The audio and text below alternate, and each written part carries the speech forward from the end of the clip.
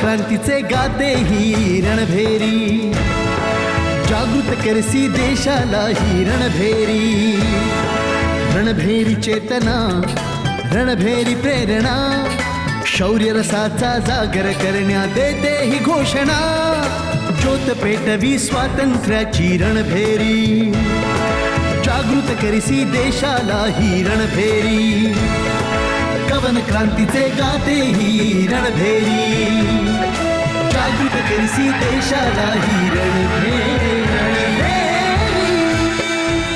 पोलिसांशी, खास करून हेरांशी दोस्ती आणि दुश्मनी दोनही खतरनाक असते. कोणत्या भारी संकटात पडू शकता तुम्ही. शहीदांच्या चितेवर सजतील दरवर्षी मेळे, वतनावर जीव देणाऱ्यांचा हाच खरा सन्मान होईल. एका पाखरूचे पिल्लू पण आमच्या नजरेतून वाचू शकत नाही. The war is on between me and हिम.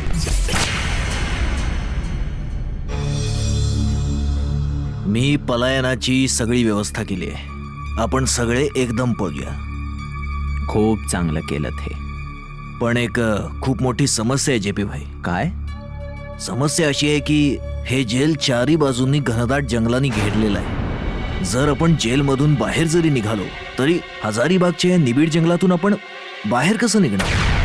ही गोष्ट माझ्याही डोक्यात होती, पण योगेंद्र भाई आम्ही याबाबतची सगळी जबाबदारी शाळीग्राम मिश्रजींना दिली. शाळीग्राम मिश्र हजारीबागच्या काँग्रेस कमिटीचे मंत्री आहेत, म्हणून त्यांना या इलाख्याची खडानखडा माहिती आहे. म्हणून जंगलात पोहोचल्यावर आपण काय करायचे, कोणत्या दिशेने पुढे जायचे, हे सगळं शाळीग्राम मिश्रच ठरवतील. पण आपण जंगलातून निघाल्यावर जाणार कुठे. मी तर इथून निघून सरळ गयाजीला जाईन आणि नंतर काशी. काशीमध्ये मला विश्वनाथ शर्माजींना भेटायचंय आणि तेव्हा सगळ्या साथीदारांसोबत भविष्याच्या योजनांबद्दल विचार विमर्श करायचा.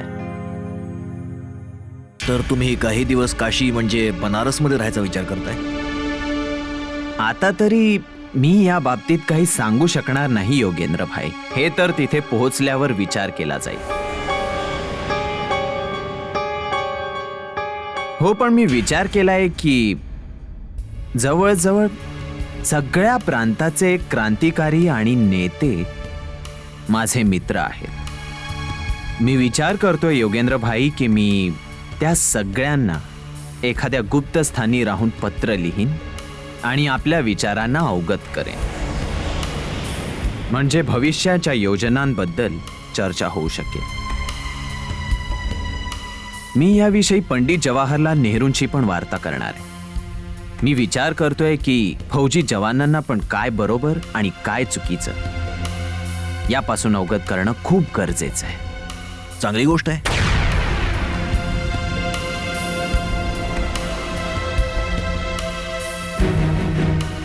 योगेंद्र भाई, मी गांधीजींच्या करो या मरोचा एक समर्थक आहे. आणि म्हणून मी हा पण विचार केलाय की मी आपला वेश अदलून बदलून वेगवेगळ्या जागी जाऊन जनक्रांतीला गती देईन. पण त्याकरता सर्वात जास्त आवश्यक आहे जेलच्या या 4 भिंतींमधून बाहेर पडणं. ती जिम्मेदारी माझ्यावर सोडा ना जेपी भाई. मा भारतीने इच्छिलं तर सफलता आता दूर नाही.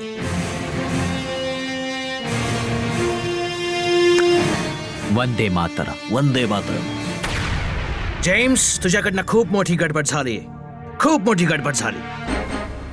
तुम्ही त्यांना मारायला नको होतं. त्यांना अरेस्ट करायला हवं होतं. जर तुम्ही त्यांना अरेस्ट केलं असतं तर आम्हाला देशमित्र आणि रणभेरी बद्दल इम्पॉर्टंट न्यूज मिळाली असती. सर, मी काय करू शकत होतो? त्यावर कमिशनर साहेबांची ऑर्डर होती आणि it's okay James, it's okay. आता आम्हाला त्याच माणसावर उमेद आहे जो हॉस्पिटलमध्ये आहे. माहित नाही त्याला शुद्ध केव्हा येईल. Good evening sir. Good evening sir. Good evening. Sir, एक खूप चांगली खबर आहे. त्या तरुणाला शुद्ध आली आहे आणि त्याचं नाव गिरधारी आहे. Yes, good news. काही सांगितलं त्याने? सर, याहून अधिक काही सांगायला तो तयार नाहीये.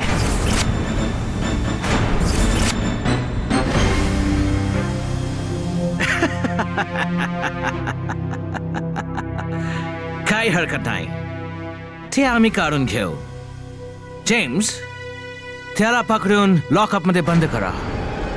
सर, पण त्याची तब्येत ठीक नाहीये. त्याला या अवस्थेत लॉकअपमध्ये बंद करायचं म्हणजे. गोपी, कधी कधी तुझ्या या हरकतीवरून हे जाहीर होतं की तू इंडियन आहे. रोटी तू तोडतोस इंग्रज सरकारची आणि विचार करतोस त्यांच्या दुश्मनाबद्दल. Remember one thing. Duty is duty. Understand? जा. चल गोपी, कम ऑन.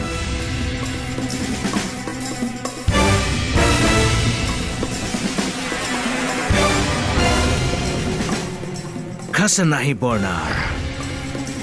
आम्ही त्याच्याकडनं काढून घेऊ.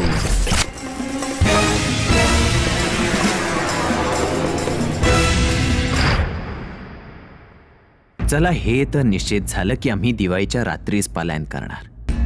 पण शाळीग्राम भाई, जेलच्या बाहेर मार्गदर्शन तुमचंच राहील. त्याकरता तर मी पूर्वीच सांगितलंय की त्याची तुम्ही चिंता करायची आवश्यकताच नाहीये. पण जेपी भाई, सगळ्यात मोठा प्रश्न हा आहे की इतक्या कडक पहाऱ्यामध्ये अखेर पलायन तरी कसं करायचं? ते मी समजावतो. पहारा संध्याकाळी 7 नंतर कडक होतो. आपल्याला काय पण करून संध्याकाळी 7 वाजण्यापूर्वीच भिंत ओलांडायची. चांगली गोष्ट आहे, पण आपण हे करायचं कसं हे तर समजावा. मी गोदामातून कागद आणि पेन्सिल उडवली होती आणि गुपचूपपणे जेलचा नकाशा केलाय. खूप छान केलं. तो कुठे आहे त्याला बघू तरी द्या.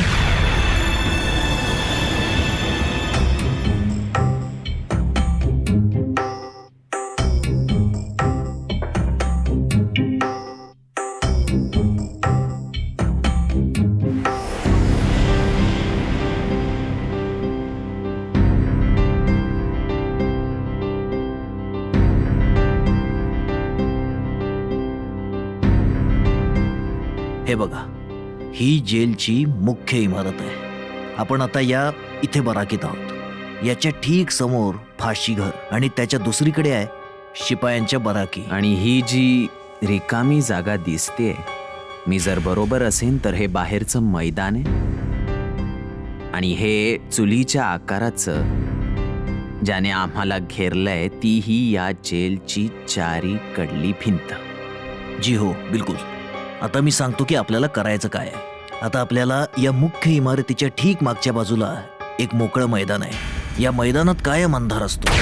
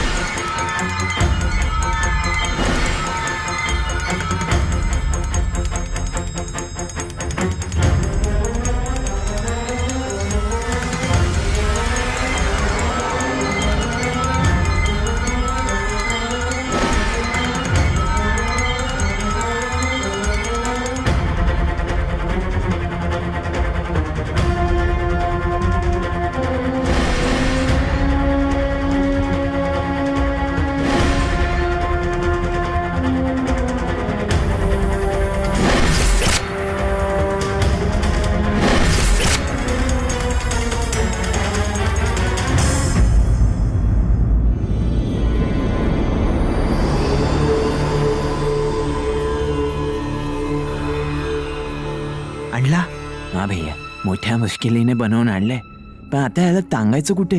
हा, इथे भिंतीच्या अगदी मधोमध. हं. काय रे, हे काय खुसूर पुसूर चाललीये तोंडातल्या तोंडात? हा हा काय नाही गु, ते हरी सिंगचा फोटो आणलाय, त्याला टांगायचंय.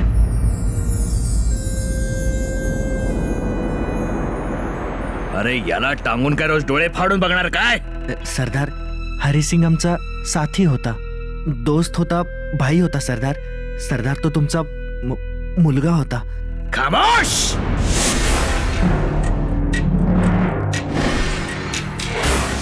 एक दिवस आम्ही आवेगात काय चूक केली, तुम्ही सर्वांनी ते मनाला लावून घेतला. डोक्यावर चढून बसले आहात आमच्या. इथे आमचा हुकूम चालत होता, चालत आहे आणि चालतच राहील.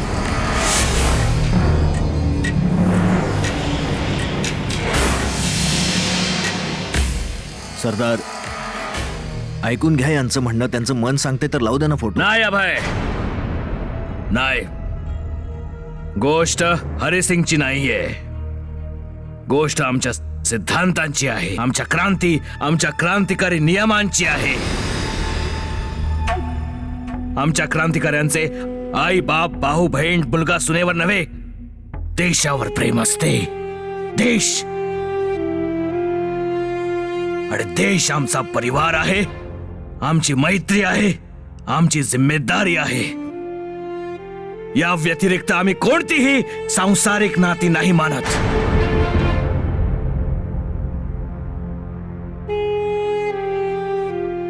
आजपासून या अड्ड्यावर कोणतेही शोक जाहीर नाही होणार. सगळं काही पूर्वीसारखंच होईल, जसं आजपर्यंत होत आलं आहे. जी सरदार. जी गुरु. हरी सिंगचे वीर मरण दुःखाचा नाही, अभिमानाचा विषय आहे. त्याच्या मृत्यूवर रडण्याऐवजी आम्ही त्याच्या वीर मरणाला स्वातंत्र्याची श्रद्धांजली देऊ. म्हणजे तोही तिथे वर बसून आमच्याकडे अभिमानाने पाहू शकेल. कोणताही शोक व्यक्त करायचा नाही. बिलकुल असंच होईल सरदार. तुम्हाला समजलं ना सरदारांना काय म्हणायचंय? जी भाई. तुम्ही दोघं जा आता. ठीक, ठीक आहे भैया.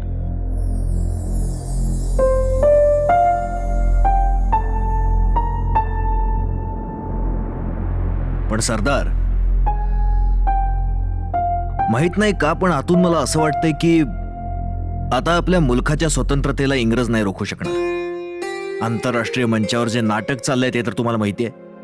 पण यावेळी विश्वयुद्धात काही घडो ना घडो, हिंदुस्थानच्या भविष्याचा निर्णय होणारच, ही गोष्ट पक्की आहे. अभय, आता पाहायचं हे आहे की उंट कोणती करवट घेतो. आणि आमचे क्रांतिकारी मित्र रासबिहारी बोसजी आणि सुभाषचंद्र बोसजी आता काय करणार आहेत हे मात्र निश्चित आहे की या विश्वयुद्धात त्यांची भूमिका खूप महत्वपूर्ण होईल. तुम्ही सगळे हिंदुस्थानी लोक पैशावर खूप प्रेम करता ना? हा, आम्ही तुला खूप पैसे देऊ. हा, मग सांगशील? ठीक आहे, मी सांगतो.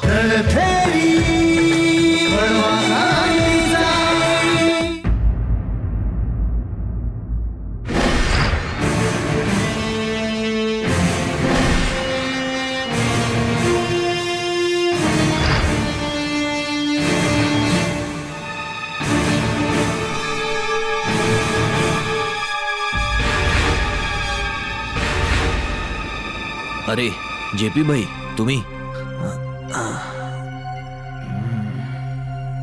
काय निश्चिंतपणे झोपताय योगेंद्र? मी विचार केला की पुढे खूप जागायचं आहे, थोडी झोप काढून घ्यावी. ठीक आहे, काही नाही, बोला काय झालं? हे बघा योगेंद्र, मी आणि शाळीग्रामनी बोलणं केलंय. आम्ही हे निश्चित केलंय की आम्हाला काही सामुग्री इथूनच घेऊन निघावं लागेल. चांगली गोष्ट आहे. काय काय घेऊन जायचं? हे पहा, आधी तर आम्हाला खाण्याकरता काही सामान घ्यावं लागेल, जे 2-3 दिवस तरी पुरलं पाहिजे, कारण तिथे घनदाट जंगलात आम्हाला काही मिळणार नाही. समजलं? आणि एक काम करा,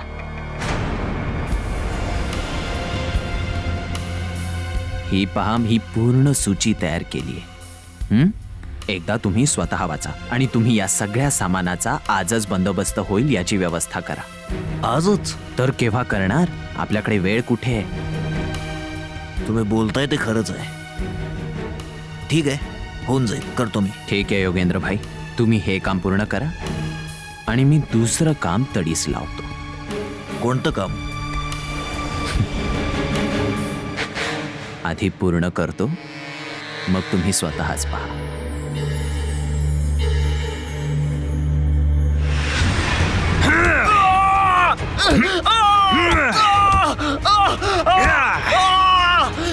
सांगशील की नाही? मला काही नाही माहित. का नाही माहिती आहे तुला? मला नाही माहित. मला काही नाही माहित. मला नाही माहित. काही सांगितलं या नाही? सर, काही नाही सांगत आहे. खूप आकडू आहे. असं कसं नाही सांगणार?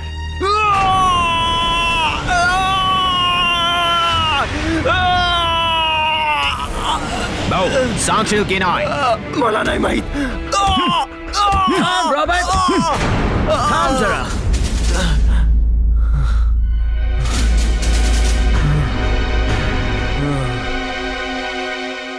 ओ माय गॉड, किती मारलं बिचाऱ्याला, किती मारलं.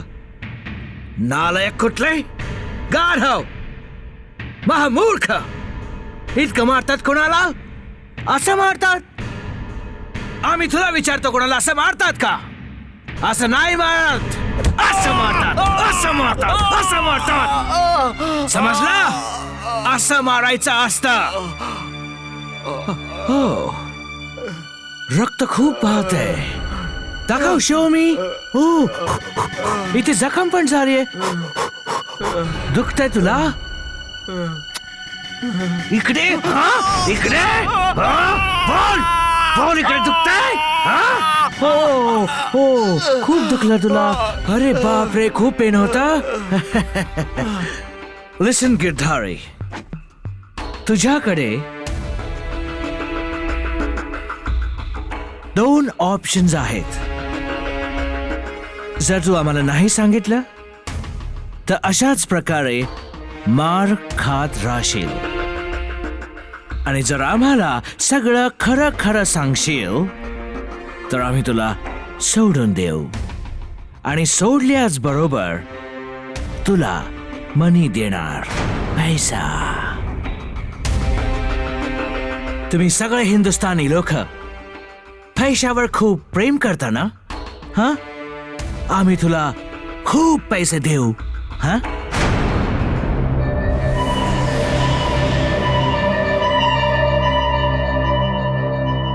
काय विचार करतोय? मग सांगशील? ठीक आहे, मी सांगतो. येस, पाहिलं रॉबर्ट, हा सांगणार आहे. Yes sir, you are so intelligent. Come on, tell. तुला नाही, मी सुपरिटेंडेंट साहेबांना सांगणार आहे, कारण हे मला पैसे देणार आहेत. हो ना? Yes, I do it. आणि ह्याच्या मोबदल्यात आम्ही तुला माल करून टाकू. सांग. पण या माकडाच्या समोर नाही. मी तुला सोडणार नाही. हे रॉबर्ट, लिव्ह हिम. आम्ही बोलतोय ना त्याच्याशी, आम्ही त्याला विचारणार. सर, तुम्ही मला पुन्हा. काय हरकत नाही गिरधारी, तुला ह्याच्या समोर नाही सांगायचं ना? काही हरकत नाही, आमच्या कानामध्ये सांग. हे ठीक आहे. जवळ येऊ? हो, जवळ या, अजून जवळ. वंदे मातरम! वंदे मातरम! वंदे मातरम! कान फाटला. मारा या. सोड. वंदे मातरम! वंदे मातरम! वंदे मातरम!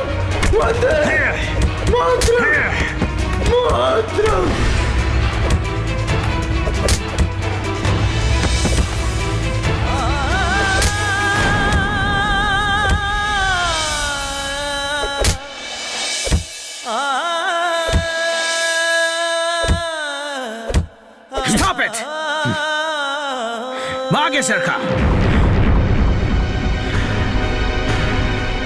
तुझ्या वंदे मातरम साठी आम्ही तुला प्रसाद दिला. हं? तुझ्याकडे अजून सुद्धा वेळ आहे. जर मार खाण्यापासून वाचायचं असेल तर आम्हाला सांगून टाक. हं? शाबाश, बोल ना, बोल. What happen? सर, असं वाटतंय की हा मेला. मार खाऊन खाऊन आपला जीव दिला, पण काही बोलला नाही.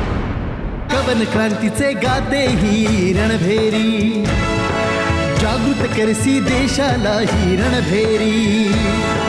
रणभेरी चेतना, रणभेरी प्रेरणा, शौर्य रसाचा जागर करण्या देते ही घोषणा. कवन क्रांतीचे गाते ही रणभेरी, जागृत करसी देशाला ही रणभेरी.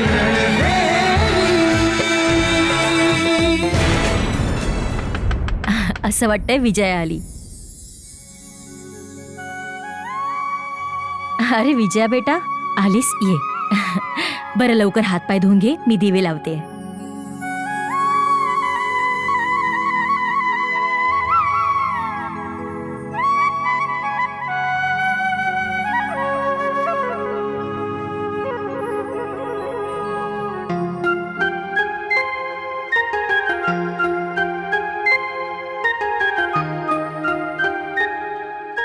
आई, तू तर खूपच छान साफसफाई केली आहेस घराची.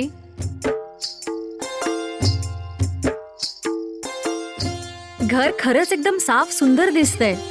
आणि हे दिवे, याचा अर्थ हा आहे आई की आज तू विद्यालयात गेली नाहीयेस. अगं, मी तुला काही विचारते आई की आज तू विद्यालयात का गेली नाहीयेस आणि तू हसतेस का? बेटा, मी अशासाठी हसते की रणभेरी शिवाय तुला दुसरं काही दिसतच नाहीये. विद्यालय आता बंद आहे. दिवाळीच्या 4 दिवसांच्या सुट्ट्या आहेत. हे मी तुला काल सांगितलं नव्हतं का? आई, विसरले मी. अच्छा, मला एक सांग बेटा, उद्या दिवाळीचे रणभेरीवाले तुला सुट्टी देणार आहेत की नाही, की उद्याही जावं लागणार आहे? हो आई, सुट्टी देणार आहे ते. आणि तसंही आई, मी तर स्वेच्छेने जाते ना रणभेरीत. त्यांनी माझ्यावर काही नियम लादले नाहीयेत.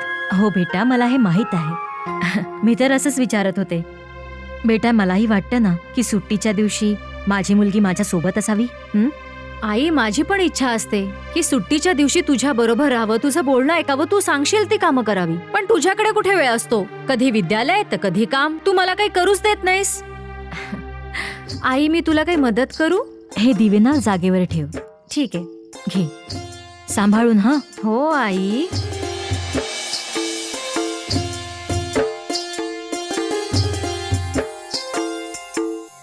आई, दिवाळी तर उद्या आहे ना? मग हे दिवे आपण आज का लावलेत? हो बेटा, दिवाळी उद्या आहे, पण आज नरक चतुर्दशी आहे. आजच्या दिवशी आपण दिवे लावून यमदेवाला दीपदान करत असतो. अच्छा, याचा अर्थ असा झाला की उद्या आपण लक्ष्मी पूजन करणार? हो बेटा, उद्या आपण लक्ष्मी पूजन करणार आणि लक्ष्मी मातेला प्रार्थना करायची की असुरी शक्तींचा विनाश करून सात्विक शक्तींना विजयश्री दे. हो ना? हो आई. अच्छा, चल अजून दिवे लावायचे. चल.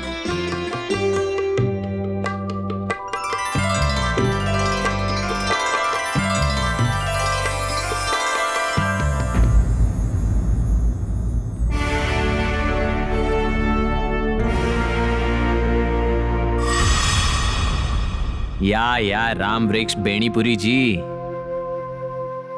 कुठे गायब झाला होता तुम्ही? तुमचं तर दर्शनच दुर्लभ झालं होतं. आपल्या या मित्राला विसरलात की काय? ना गायब झालो होतो ना तुम्हाला विसरलो होतो, परंतु मी तुमच्याकरता थोडा चिंतित जरूर आहे. राम वृक्षजी आणि चिंतित, आश्चर्याची गोष्ट आहे. पण चिंतेचे काही कारण? चिंतेचं कारण आहे जे मी योगेंद्र शुक्लांकडून ऐकलं. ते सांगत होते की जेलच्या मागची भिंत जी 17 फूट उंच आहे, तुम्ही ती ओलांडून पलायन करण्याच्या तयारीत आहात. हे बघा, तुम्हाला आधीच सायटिकाचा त्रास आहे आणि तुमचं स्वास्थ्य पण ठीक नाही राहत. अशा स्थितीत तुम्ही कसे काय पलायन करणार? बस याच विवंचनेत आहे मी. राम वृक्षजी, तुम्ही कोणत्याही विवंचनेची चिंता करणं सोडून द्या. ते काय आहे ना की मी जेव्हा कधी भारत मातेचं काही कार्य करतो ना इंग्रज सरकारच्या विरोधात, तर भारत माता मला वेगळीच ताकद देते. आणि ही तर फक्त 17 फुटांची भिंत आहे. जर ही भिंत 100 फूट उंच जरी असती तरीही ती जयप्रकाश नारायणला नाही रोखू शकत. हे माझं आश्वासन आहे तुम्हाला. मला माहित आहे तुम्ही खूप जिद्दी आहात. जे एकदा मनात ठरवलंत ते करूनच सोडता. बरं हे सांगा, मी तुमच्याकरता काय मदत करू शकतो? खूप चांगली गोष्ट आहे. तुम्ही माझी खूप मदत करू शकता आणि मी तुमची मदत घेणारच आहे. जी काही मदत, कोणतीही मदत, कशाही प्रकारची मला जरूर सांगा. आणि हो, कधी हा विचार नका करू की मी कोणत्याही कार्यात मागे हटेन.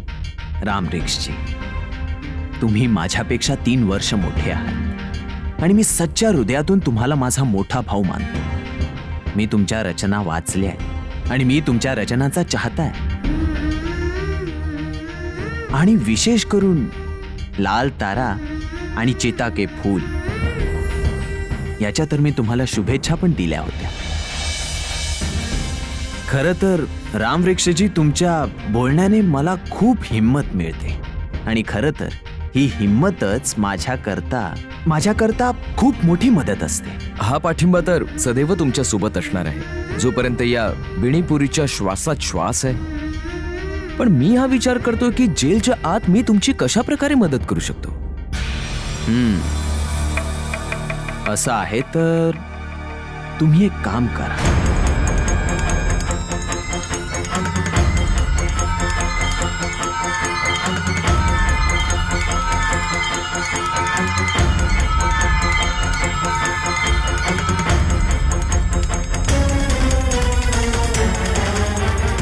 तुम्ही निश्चिंत राहा. तुमचं हे कार्य इतक्या कुशलतेने होईल की जेलमध्ये कोणालाही ताकास्तूर नाही लागणार की तुम्ही कुठे आहात. निश्चिंत राहा. वंदे मातरम. वंदे मातरम. वंदे मातरम. वंदे मातरम. वंदे मातरम. वंदे मातरम. वंदे मातरम. वंदे. ते त्यांच्या पद्धतीने अत्याचार करतील तर आम्ही आमच्या लेखणीद्वारे विटेचा जबाब दगडाने देऊ. मग बघूया उंट कोणती करवड घेत होते. पण एक गोष्ट निश्चित आहे का नयालालजी, की अंतिम जीत तर मानवतेचीच होईल.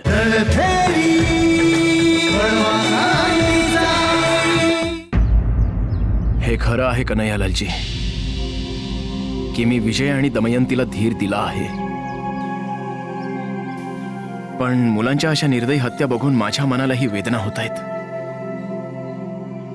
नवतरुण मुलं, नवी पिढी, किती स्वप्न पाहिली असतील त्यांनी.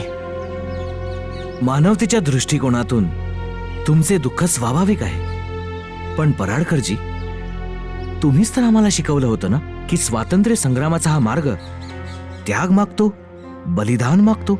होय, नक्की मागतो. पण गव्हाबरोबर जेव्हा जव पण भरला जातो तेव्हा हृदय पिळवटून जातं. अहो, आम्ही लाख क्रांतिकारी आहोत, पण आहोत तर माणूसच ना. आणि हे इंग्रज माहित नाही कोणत्या मातीने घडलेत. दया, ममत्व, मानवता यांचा काही अर्थच नाहीये त्यांच्यासाठी.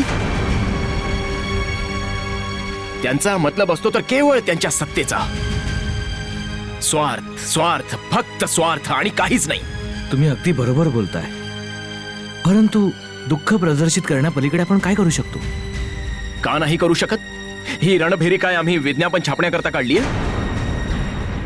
ते त्यांच्या पद्धतीने अत्याचार करतील तर आम्ही आमच्या लेखणीद्वारे विटेचा जबाब दगडाने देऊ. मग बघूया उंट कोणती करवड घेत होते. पण एक गोष्ट निश्चित आहे का नयालालजी, की अंतिम जीत तर मानवतेचीच होईल. हो, बरोबर, सत्य बोलताय तुम्ही. विजय मानवतेचाच होईल. पण माहित नाही हा विजय अजून किती बलिदान घेईल हे तर काळच ठरवेल. पण आम्ही हे आमचे युद्ध सुरूच ठेवू. युद्ध नाही, परंतु हे धर्मयुद्ध आहे आणि ह्यात विजय निश्चित रूपाने सत्याचाच होईल असा माझा विश्वास आहे. मलाही विश्वास आहे. पण ही विजया कुठे राहिली अजून? काल ती बोलत होती की ती दिवाळी प्रित्यर्थ काही वेगळं लेखन करणार होती, ज्यात ती देशाच्या रूढीवादी मानसिकतेवर प्रहार करणार होती. माहित नाही काय झालं. ना लेखाचा पत्ता आहे ना लेखिकेचा. लेख येईल पराडकरजी, तुम्ही अस्वस्थ नका हो. विजया एक जबाबदार आणि समजदार मुलगी आहे. जर तिने सांगितलंय तर ती लेख घेऊन नक्कीच येईल. पण लेख छापणार कसा? आपल्याकडे कागदाचा स्टॉक सुद्धा नाहीये. होय, आपल्याकडे बस आजच्या अंकापुरता कागद आहे. बर, पुढच्या करता गौरीशंकरजी गेलेत. मला विश्वास आहे की ते प्रबंध करूनच परत येतील. पाहूया ते काय प्रबंध करतात ते. पराडकरजी, मी विचार करत होतो की थांबा, मी पाहतो.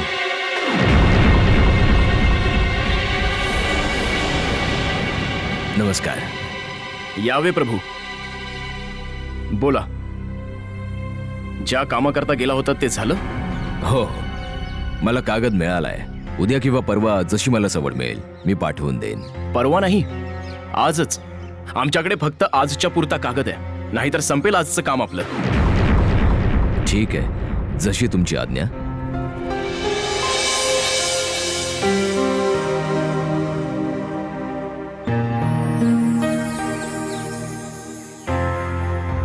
काय झालं पराडकरजी? आज दिवाळीच्या दिवशी तुम्ही असे उदास का दिसताय?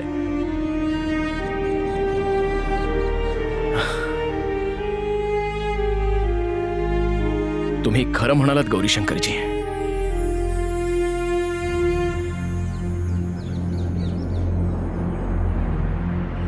अशी भकास दिवाळी मी माझ्या जीवनात प्रथमच बघितली आहे. ही कशी दिवाळी आहे गौरीशंकरजी?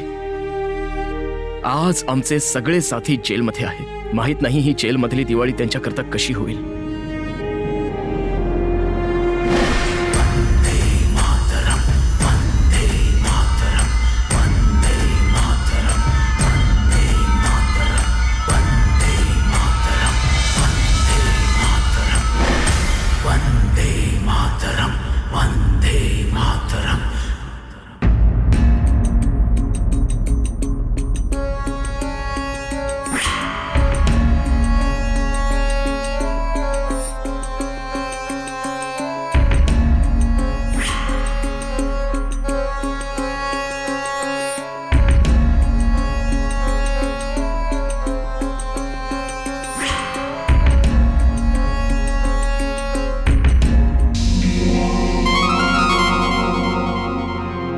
जेपी भाई, तुम्ही तर घाबरूनच टाकलं. अच्छा भाई, आम्ही तुम्हाला काही सामानाची सूची दिली होती, त्याची व्यवस्था झाली की नाही? हो जेपी भाई, आम्ही गुप्त मार्गाने काही कांबळी आणि खाद्यपदार्थाची व्यवस्था केली, ज्यामुळे रस्त्यात कोणालाही काही त्रास नाही होणार. खूपच छान. पण पलायनाची काय तयारी आहे? जेपी भाई, मी पलायनाच्या वेळेला जेल अधिकाऱ्यांचं लक्ष भरकटवण्याकरता आताशबाजीचा एक शानदार कार्यक्रम तयार केलाय आणि ते काम तुम्ही पक्क म्हणून समजा. खूपच छान. अच्छा योगेंद्र भाई, ते काम मी पूर्ण केलं. ज्याकरता तुम्ही विचारत होता की ते काय काम आहे, आणि मी म्हणालो होतो की जेव्हा पूर्ण करेन मग तुम्हाला हा सांगेन. हा हा जेपी भाई, काय झालं?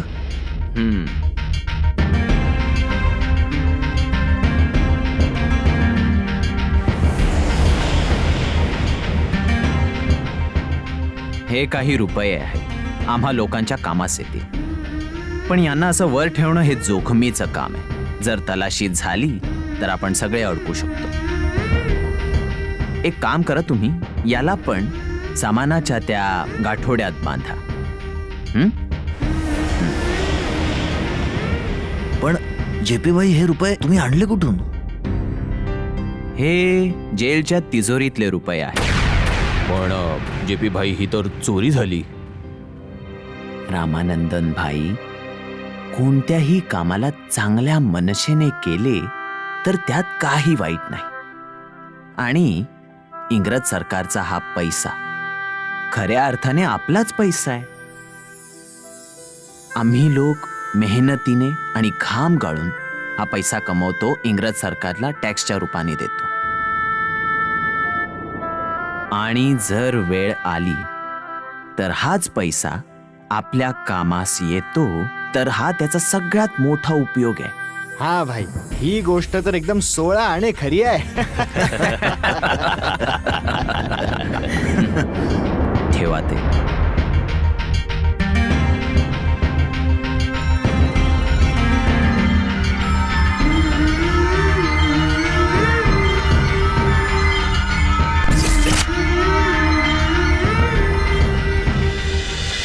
सुशीलाचा तो 38 वर्षाचा नवरा दमा आणि हिवतापाचा शिकार होता.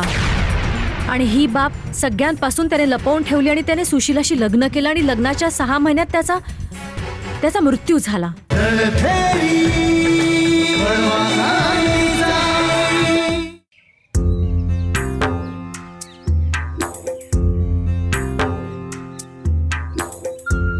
थकलीस? जराशी. आणि तू? अजून माझे असे दिवस नाही आले की 2-4 कोस चालून थकेन. माहितीये, लोखंडाचा बनलायस, पण तू तुझ्यासारखा नको समजूस मला. अर्ध्या शहराची मंदिरं फिरवली, ती पण पायी. अरे कमाल करतेस. तूच तर म्हणाली होतीस की तुला विश्वनाथजीच्या, अन्नपूर्णा मातेच्या, दुर्गा मातेच्या मंदिरात जायचंय. तुझीच इच्छा होती, तर मग मी कसा मना करणार? माहितीये, चांगल्या प्रकारे ओळखते तुला. पण काय कमाल झाली ना विजय, आपल्याला इतक्या गर्दीत कुणी ओळखलं पण नाही. मला भीती वाटत होती. काय म्हणालास तू? तुला भीती वाटत होती? इतक्या वर्षात मी पहिल्यांदा हा शब्द ऐकतेय, भीती. आणि तुला? परत बोल, काय बोललास तू? ठीक आहे, परत म्हणतो, मी घाबरलो होतो. विजय, जर मी एकटा असतो ना तर मला भीती नसते, पण तू माझ्या बरोबर होतीस ना, तर मी तुझ्याकरता घाबरत होतो. कोणी तुला ओळखलं तर तुझ्यावर कुठलं संकट नाही हो. रणवीर, तुला इतकी काळजी वाटते माझी का? का म्हणजे? तुला नाही माहिती? नाही माहित मला. जर तू मला सांगणारच नाहीस तर मला कसं कळणार? बोल ना. विजया, तू हे काय विजया? ठीक आहे, ते जाऊ दे, सोड. बरं ऐक, ते मी देशमित्रजींनी एक संदेश पाठवला तुझ्यासाठी. त्यांना रणभेरी बद्दल काही बोलणी करायची आहे. त्यांनी काही पॉइंट्स पण पाठवलेत. तुला ते पॉइंट्स वाचून एक लेख तयार करायचा, ते मी दाखवतो. रणवीर, मला माहितीये तू आजही माझ्यावर तेवढंच प्रेम करतोस जेवढं आधी करत होतास, जेव्हा तू मला हॉस्टेलवर भेटायला येत होतास आणि लपून माझी वाट पाहायचास. पण आज तुझी इच्छा असूनही हे प्रेम तू व्यक्त नाही करू शकत. पण मी तुला कधीच चुकीचं नाही समजणार, कारण मला याची जाणीव आहे की बदललेल्या परिस्थितीमुळे आणि देशप्रती समर्पणामुळे तू भावना व्यक्त करू शकत नाहीयेस.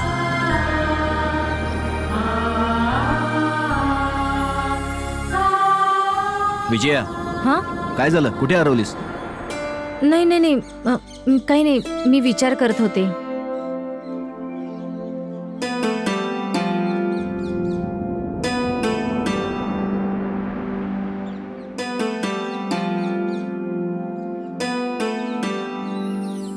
रणवीर, हे पॉइंट्स तर खूपच चांगले आहेत, पण मी दिवाळीच्या अंकात या मॅटरवर नाही लिहू शकणार, कारण मी माझा मॅटर या आधीच लिहिला आहे. अच्छा, सांग काय लिहिलेस तू? रणवीर, जिथे मी राहते तिथून थोड्याच अंतरावर एक परिवार राहतो. त्यांची मुलगी सुशीला, तिला माझा खूप लळा आहे. मला ती नेहमी ताई म्हणून बोलावते आणि मला पण ती खूप आवडणारच, कारण ती आहेच खूप छान. तिला शिकून खूप पुढे जायचं होतं, पण तिच्या परिवाराचे लोक खूप जुनाट विचारसरणीचे, खूप रूढीवादी विचारांचे आहेत. आणि त्यामुळेच त्या लोकांनी सुशीलाचं लग्न 9व्या वर्षीच करून टाकलं, एका 38 वर्षाच्या माणसाशी. काय?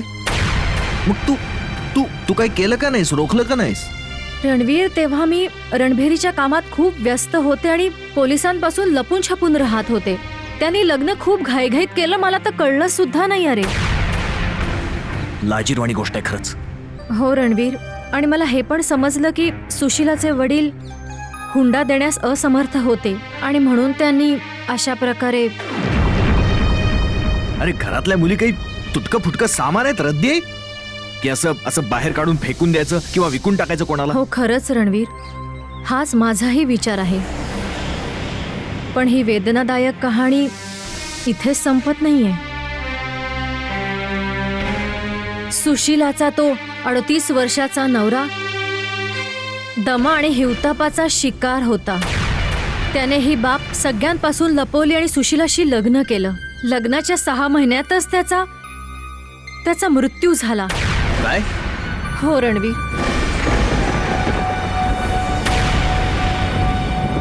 आणि दुर्भाग्याची गोष्ट ही आहे की आता ती छोटीशी मुलगी एका रोग्याप्रमाणे एका तळघरात पडलीये. तिचे लांब केस कापले, तिची नख छाटून टाकली गेली. एवढंच नाही तर बांगड्या फोडताना तिच्या मनगटांना जखमा झाल्या आणि त्यामध्ये पस झाला, पण तो कोणाला दिसलाच नाही. रणवीर, मी रणभेरीच्या माध्यमाने सुशीला करता जरूर आवाज उठवणार आहे. आणि का नाही उठवायचा? आपण देशाला स्वतंत्र करण्याकरता रणभेरीचा बिगुल वाजवलाय. मग बायकांचं स्वातंत्र्य पण आपली जबाबदारी आहे ना? बिलकुल विजया, खरंच आहे ते. स्वातंत्र्याचा अर्थ तेव्हाच होईल जेव्हा हा देश शिक्षित होईल, बायकांना सन्मान मिळेल, त्यांना बरोबरीचा दर्जा मिळेल, सरकारी कार्यालयात भ्रष्टाचार थांबावा. आणि जर असं झालं नाही ना विजया, तर मग चांगलं आहे की आम्ही गुलामच बरे. कारण या अशा स्वातंत्र्यानं लोकांना त्रासच होणार आहे, दुसरं काही नाही.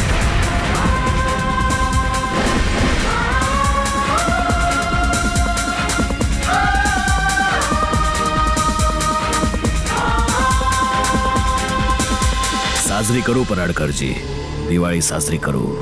तोपर्यंत जोपर्यंत लाल किल्ल्याच्या प्राचीरवर आमचा तिरंगा फडकत नाही, आमच्या उमेदीचे दीपक तर उजळतच राहतील.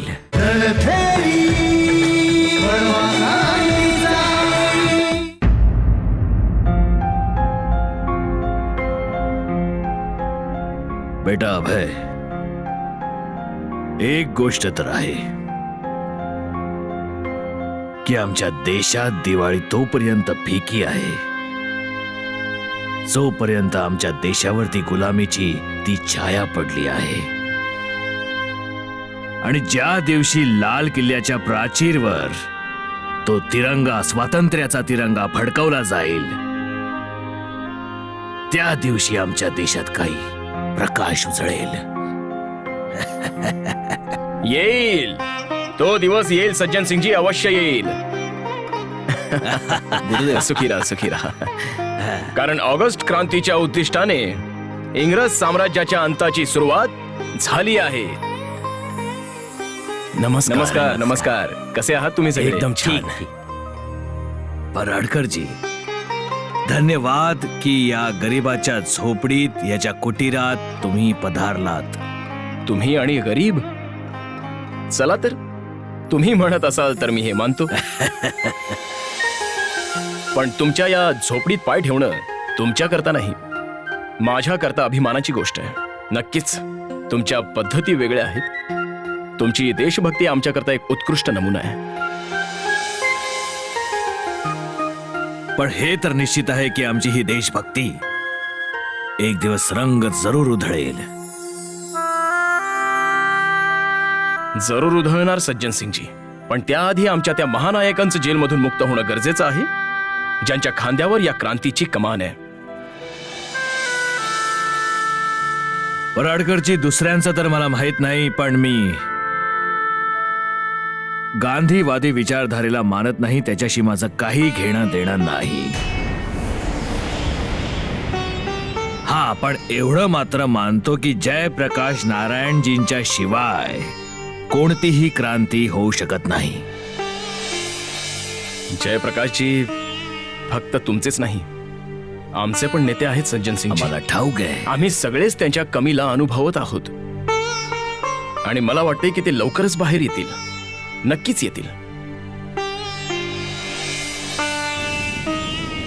सज्जन सिंगजी, हरी सिंगच्या निधनानंतर आपण प्रथमच भेटत आहोत.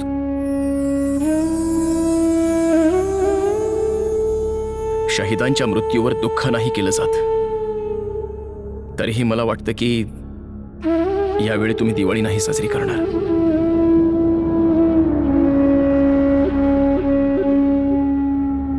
साजरी करू पराडकरजी, दिवाळी साजरी करू. तोपर्यंत, जोपर्यंत लाल किल्ल्याच्या प्राचीरवर आमचा तिरंगा फडकत नाही, आमच्या उमेदीचे दीपक तर उजळतच राहतील. आणि यात हरी सिंग सारखे बरेच क्रांतिकारी शहीद होतील. कारण क्रांतिकाऱ्यांचे शहीद होणं त्यांचं कर्तव्य आहे. देशाकरता त्यांचं कर्तव्य आहे. धन्य आहात सज्जन सिंगजी, धन्य आहात तुम्ही. देशभक्ती आणि कर्तव्याची जी गंगा तुमच्या हृदयातून वाहते, त्यातले जर 4 थेंब देखील मला मिळाले असते तर मी स्वतःला फार मोठा देशभक्त समजलो असतो. खरंच तुम्ही धन्य आहात. तुम्हाला कोटी कोटी नमन. पराडकरजी, जर तुम्ही आमच्या प्रशंसेचे गुलदस्ते बांधून थकला असाल तर मी एक तुम्हाला छोटेसे निवेदन करू. छोटस. काय? बोला ना. लाडू खाऊन तोंड बंद करा. पण सरदार, मी त्या साथीदारांचा विचार करत होतो जे जेलमध्ये बंद आहेत. माहित नाही त्यांना चांगलं जेवण तरी मिळत असेल की नाही. बेटा अभय, चिंता करायची काही गरज नाही.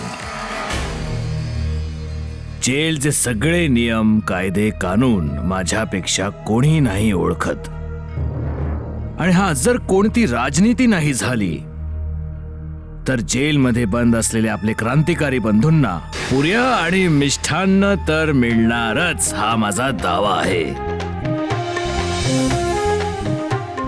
तोंड गोड होईल, दिवाळीला तोंड गोड केलं जाईल. खरं ना पराडकरजी? प्रश्नच नाही.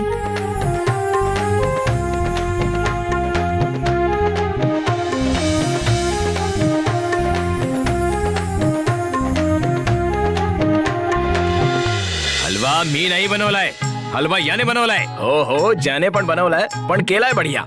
तुमची सगळी 9 मुलं सुखी राहतील. माझी फक्त 3 मुलं आहेत. अरे मग बाकीचे 6 कोणाचे? जर या दिवाळीच्या मोक्यावर शहरात काही हंगामात झाला तर त्याचे रिस्पॉन्सिबल तुम्ही असणार.